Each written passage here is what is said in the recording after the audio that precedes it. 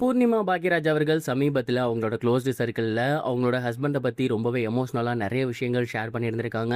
அத பத்தி தான் இந்த ஒரு வீடியோல நம்ம பார்க்க போறோம். பாக்யராஜ் சார் இறந்து கிட்டத்தட்ட 4 நாட்களுக்கு மேல ஆகுது. இப்போ வரைக்குமே பாக்யராஜ் சார பத்தி நெறைய விஷயங்கள் தொடர்ந்து வெளியாகி வந்த வண்ணம் தான் இருக்கு. அந்த வகையில சமீபத்தில என்ன தெரிய வந்திருக்கு அப்படின்னா, காரியம்லாம் முடிஞ்சதுக்கப்புறம் பூர்ணிமா பாக்யராஜ் அவர்கள் அவங்களோட க்ளோஸ்டு சர்க்கிள்ல ரொம்பவே மனசுடைஞ்சு பேசியிருந்திருக்காங்க. குறிப்பா அவங்க என்ன சொல்லியிருந்திருக்காங்க அப்படின்னா, எப்போதுமே நானும் என் கணவரும் ஹெல்த் விஷயத்துல ரொம்பவே கான்சியஸா இருப்போம். ஷூட்டிங் போயிருந்தாலும், ஃபங்ஷனா இருந்தாலும், இல்ல நைட்டு லேட்டா தூங்குனாலும், காலையில ஒரு டைம் நேரத்துக்கு எந்திரிச்சு நாங்க வாக்கிங் போயிருவோம். அண்ட் எப்போதுமே வாக்கிங் போறப்ப அவரு சடனா வந்து எனக்கு முடியல, நான் வீட்டுக்கு போறேன் அப்படிம்பாரு. நீ கன்டின்யூ பண்ணிட்டு வா அப்படிம்பாரு. அண்ட் தொடர்ந்து எப்போதுமே இதே மாரி தான் நடந்துட்டு இருக்கும். பட் அன்னைக்கு வந்து அவரு வந்து எனக்கு ஒரு மாரி இருக்க முடியல. நீயும் என் கூட வீட்டுக்கு வா அப்படிங்கிற மாரி சொன்னாரு. அண்ட் எப்போதுமே அவர் அந்த மாரி சொன்னதே கிடையாது. வெரி ஃபர்ஸ்ட் டைம் அவர் அந்த மாரி சொன்னோனே எனக்கு மனசு ஒரு மாரி இருந்துச்சு. உடனடியா நானும் அவர் கூட வந்துட்டேன். பக்கத்துல இருந்த ஹாஸ்பிட்டல் போயிருந்தோம். அப்புறம் பெரிய ஹாஸ்பிட்டல் போயிருந்தோம். சடனா அவரு இல்ல அப்படின்னு சொல்ட்டாங்க. அது என்னால தாங்கிக்கவே முடியல. ஒருவேளை தனக்கு ஏதோ நடக்க போகுதுன்னு தெரிஞ்சு தான் கடைசி நேரத்தில என் கூடவே இருந்து என் ஹஸ்பண்ட் என் பக்கத்தில இருந்தாரு போல. அண்ட் அவர் இப்போதுமே என் பக்கத்தில இருக்க மாரியே தான் இருக்கு. எப்போதுமே அவர் இல்ல அப்படிங்கிற ஒரு ஃபீலே இல்ல. தொடர்ந்து வந்து அவர் என் பக்கத்தில இருக்க மாரியே அந்த ஒரு பிரசன்ஸ் எனக்கு ஃபீல் ஆகுது. அவர் இந்த உலகத்தில இல்ல அப்படிங்கிற ஒரு எண்ணமே எனக்கு இல்ல. அவர் ஏதோ ஷூட்டிங் போயிருக்காரு அப்படிங்கிற ஒரு எண்ணம் மட்டும் தான் எனக்கு இருக்கு.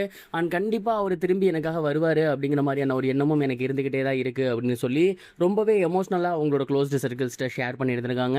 அண்ட் அவங்களுமே நிறைய ஆறுதல் படுத்தியிருக்காங்க. அவர் கண்டிப்பா உங்க கூட தான் இருப்பாரு. உங்கள நல்லபடியா பார்த்துப்பாரு.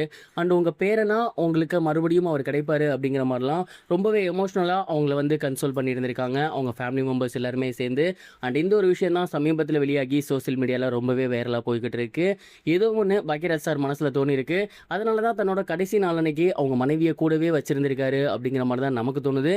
நீங்க இத பத்தி என்ன நினைக்கிறீங்க? மறக்காம கமெண்ட் பாக்ஸ்ல ஷேர் பண்ணுங்க.